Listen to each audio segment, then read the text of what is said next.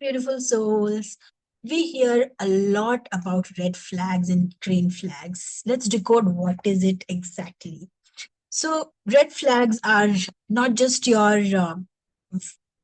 gut feeling or a bad vibe. Actually, it's like a psychological warning, um, which is the simplest analogy I can feel is, let's say you have a stale food, um, and you don't have to send that food to a lab to test it and prove it that this is evidently bad. The smell or the bitter taste in your tongue can tell you, okay, this is not good, this is not safe anymore. So even with people, we feel this kind of discomfort. That's what is, red flag, where their behavior or pattern or energy signals something like proceed with caution please, or maybe don't proceed at all. So some kind of emotional danger your psychology senses. That's the red flag.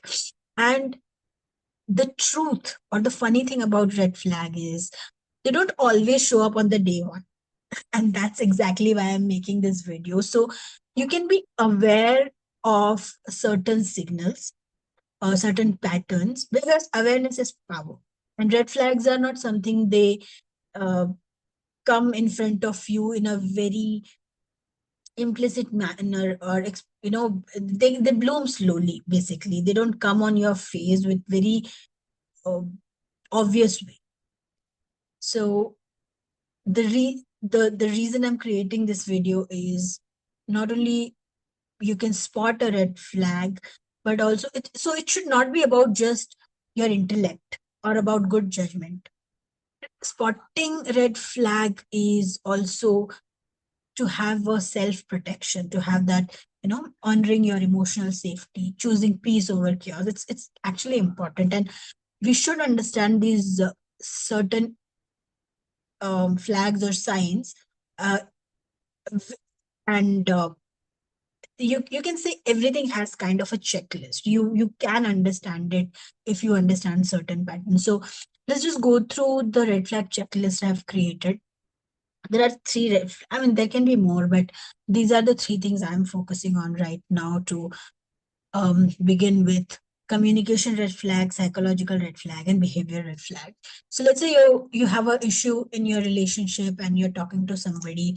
The first red flag is when you're confronting about your emotions, or when you're talking about your emotion, the person denies your feeling or completely ignores your feeling as if they don't matter.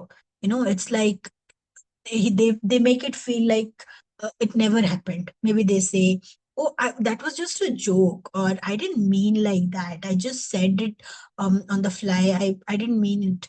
So what you're feeling, they gaslight in such a way that, okay, it never happened.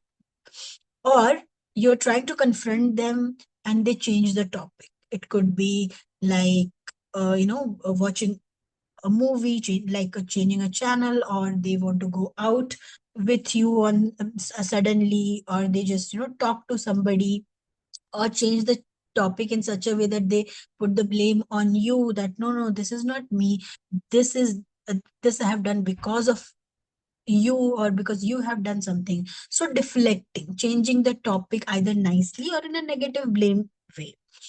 And then they overcomplicate their speech. They'll not have a clarity, because it's all they're create creating a story on the fly. So they will always have word salad, confused speech. It can also be passive aggression.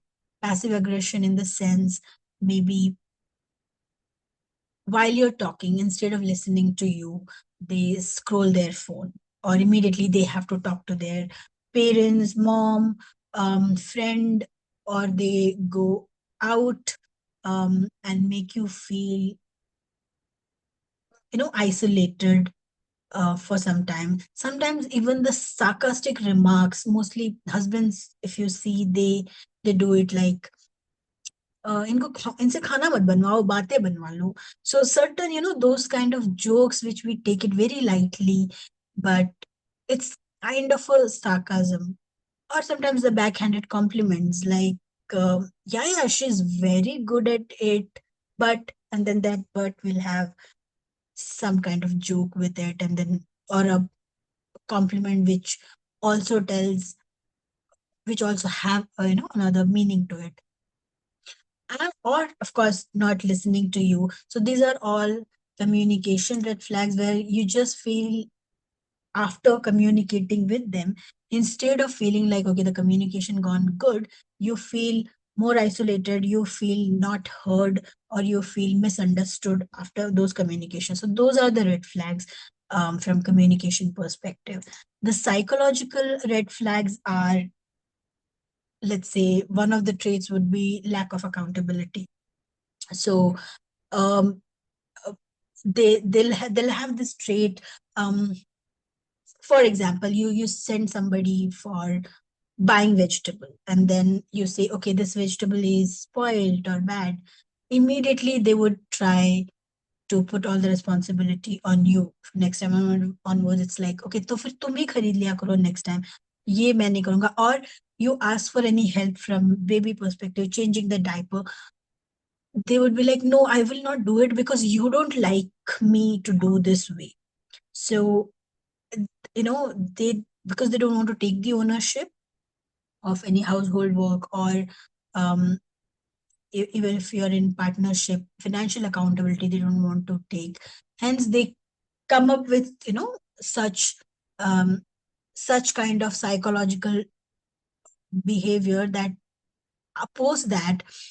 Even if they don't they do a bad job in around something, you feel that, no, let me not say it, it's okay, at least he's doing it. You're only grateful that, okay, he's changing the diaper in a bad way, but okay, at least he's doing it. He's buying all these spoiled vegetables, but okay, I'm okay about it. And I think this is why Blinkits, Big Basket, or all the Instamarts are growing, because women are like, they don't want to talk about these things to their husband. They're okay with their lack of accountability.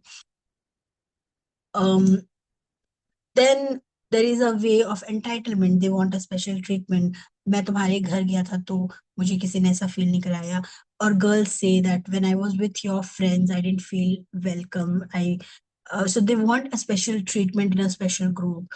Or they always have this victim complex कि यार मेरे साथ ही ऐसा होता है, या तुम मुझे ही हमेशा ऐसा करती हो. So they accuse, they try to create these stories around this. And then there are behavioral red flags, that they are always inconsistent. Sometimes they are too much in love with you, and then sometimes it's just like, hot and cold behavior. The moment you are like, okay, this person is not talking to me, let me just, either you're depressed or you take a step back, immediately they start love bombing, they do things over the top, they give you affections.